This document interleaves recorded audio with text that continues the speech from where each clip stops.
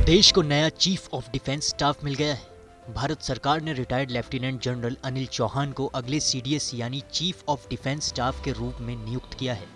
रक्षा मंत्रालय की ओर से दी गई जानकारी के मुताबिक अनिल चौहान भारत सरकार के सैन्य मामलों से जुड़े विभाग के सचिव के रूप में भी काम करेंगे। कार्यभार ग्रहण करने की तारीख से अगले आदेश तक वो इस पद पर बने रहेंगे। अब जरा आप जनरल अनिल चौहान की सेना से जुड़ी बड़ी उपलब्धियों और सेना में उनके योगदान को भी जान लीजिए। Retired lieutenant general Anil Chauhan अपने लगभग 40 वर्षों से अधिक के करियर में कई कमान संभाल चुके हैं। उन्हें जम्मू कश्मीर और उत्तर पूर्व भारत में आतंकवाद विरोधी अभियानों में भी लंबा अनुभव है। वो एनएसए अजीत डोभाल के मिलिट्री एडवाइजर भी रहे हैं। अनिल चौहान साल 2021 तक भारतीय सेना में रहे हैं। सेवा में वो ईस्टर्न कमांड के general officer commanding in chief रहे हैं। उन्होंने 1 सितंबर 2019 को लेफ्टिनेंट जनरल मनोज मुकुंद नरवणे के बाद से ये पद संभाला था।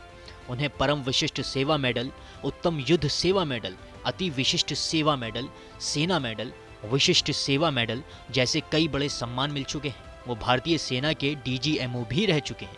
लेफ्टिनेंट जनरल अनिल चौहान का जन्म उत्तराखंड में 18 मई 1961 को हुआ था।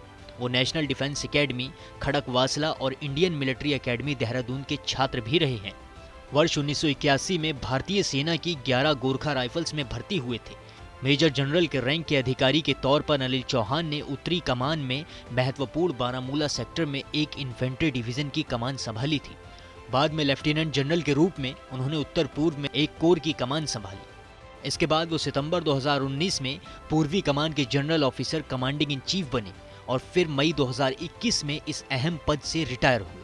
लेफ्टिनेंट जनरल अनिल चौहान 31 मई 2021 को भारतीय सेना से रिटायर हुए थे। सेना से सेवानिवृत्त होने के बाद भी उन्होंने राष्ट्रीय सुरक्षा और रणनीतिक मामलों में योगदान देना जारी रखा।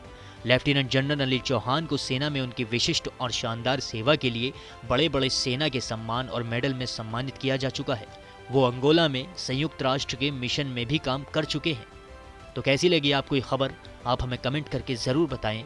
बाकी देश और दुनिया की तमाम बड़ी खबरों के लिए देखते रहें TV9 डिजिटल।